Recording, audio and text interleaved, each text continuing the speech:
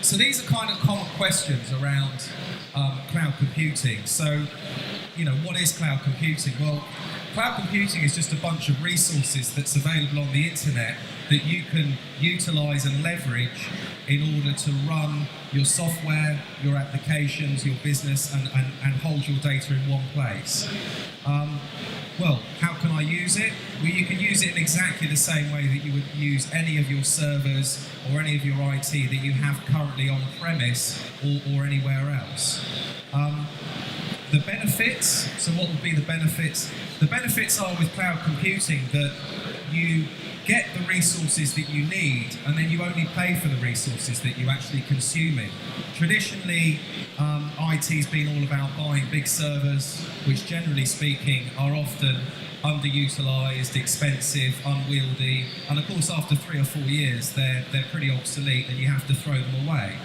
So if you go to a company like Memset or any other hosting company, you can get the resources and the servers that you need for the price you want to pay with the resources that you actually need, and they're upgradable or downgradable depending on what time of the year. You may have peaks and troughs in your academic year, and you can upgrade at busy times and downgrade at quieter times. Managing content. Well, that's what education's all about, isn't it? It's about content. It's about people learning. It's about providing information to children and young people so that they can learn and move forward. It's also about collaboration as well, and I'll talk more about collaboration later on. And will it work with my current IT?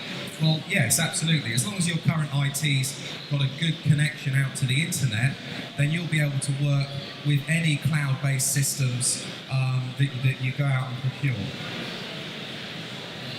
How are we doing for time? Okay.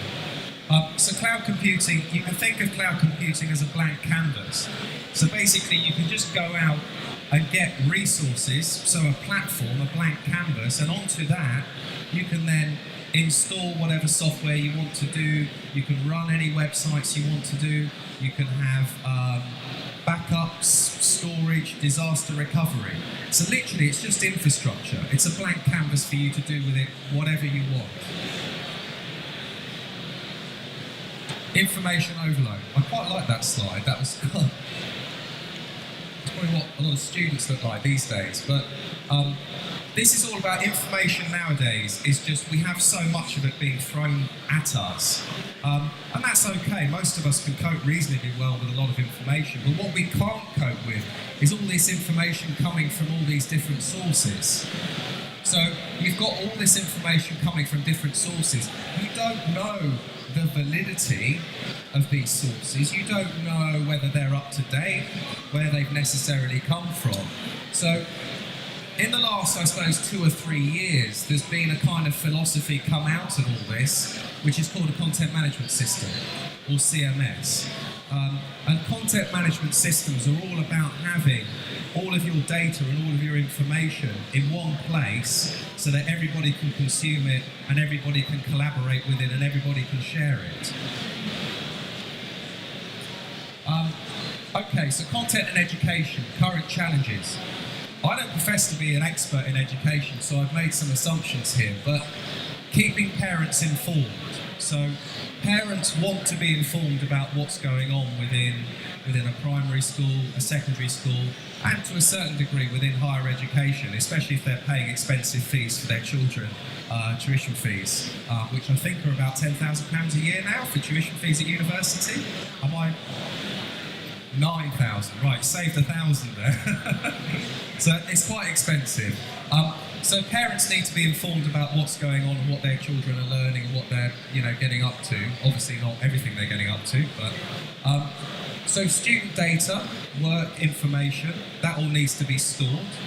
Staff data, lectures, lesson plans, that all needs a central place being stored as well.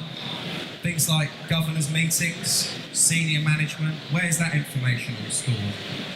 Syllabus, resources. Then of course you've got pastoral care aspects as well. And then of course all the academic stuff. So how many organisations here actually video capture lectures and lessons now?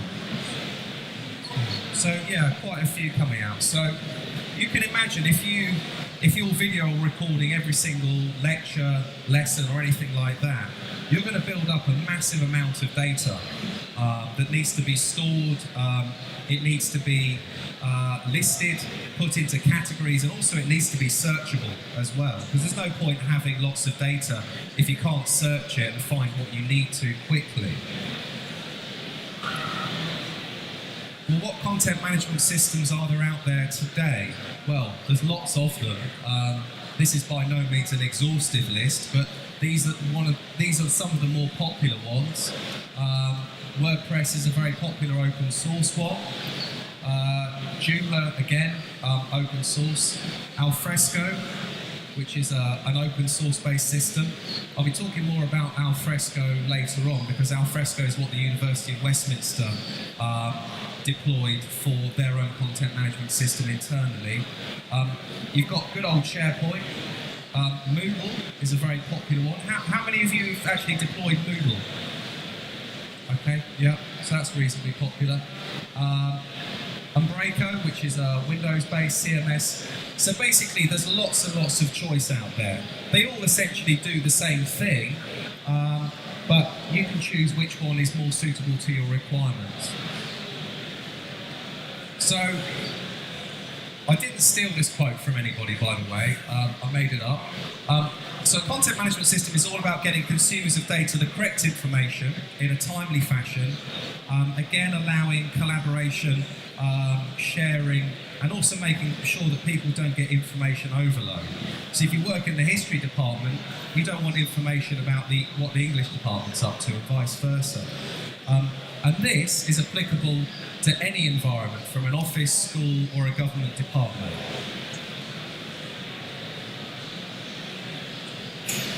So, education is all about questions and finding answers. In other words, about finding out information. If you don't ask questions, you won't get answers. A content management system gives people the ability to share, collaborate, and you can bring order and structure to all the chaotic information that you have in various disparate sources within your organisation.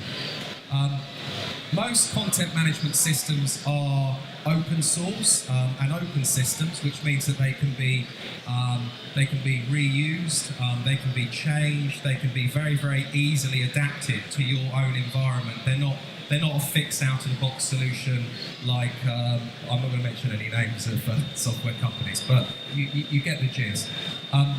And these content management systems can also be linked to and used to host your website, your intranet, and your extranet as well, where you're getting information out of the organisation to people. So I said earlier we'd be talking a bit more about the University of Westminster as a case study. So the University of Westminster was looking for a CMS solution because it had become historically very reliant on paper. It realised that it wasn't very good, it wasn't being very agile, and it wasn't being very good at collaboration between academics, support staff, both internally and externally. And also within the University of Westminster, they have a lot of people who work at home, a lot of remote workers, and a lot of people who work overseas as well. And they wanted to be able to provide them with the same information and the same speed of being able to access that information regardless of where they are. The university went out and looked at various content management systems, and it actually chose Alfresco as the preferred solution due to it being open source. And they chose Zyzy as an implementation partner. And we luckily had a very good relationship with Zyzy. So Zyzy use us for all of their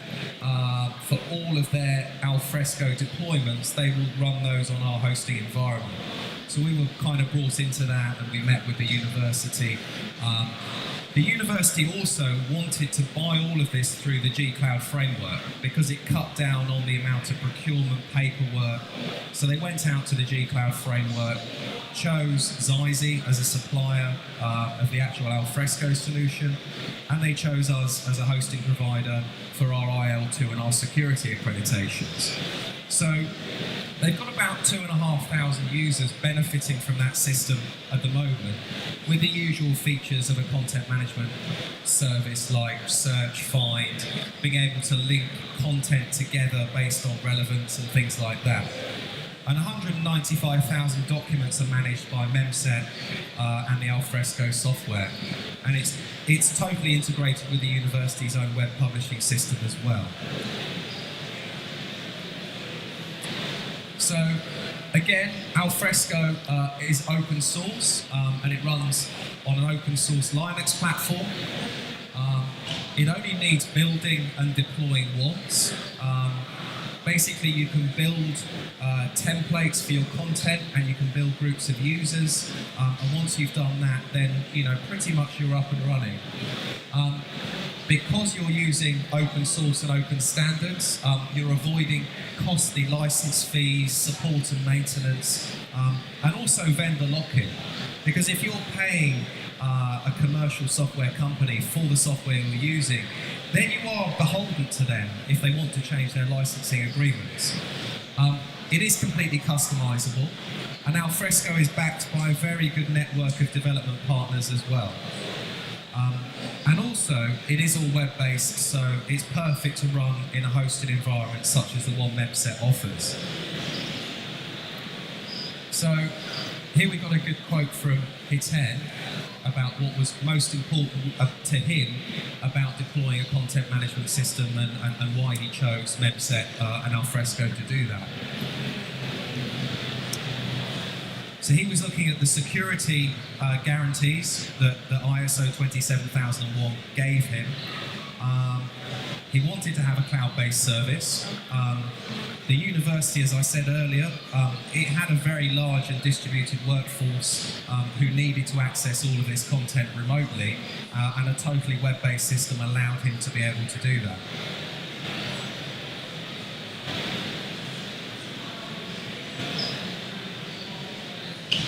So,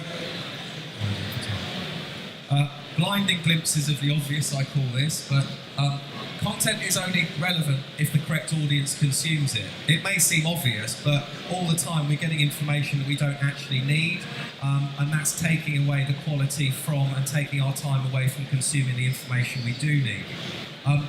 Users, staff, students, be they staff, academic or support, are more engaged and more interested in their job and more interested in information if they can actually contribute and collaborate to it.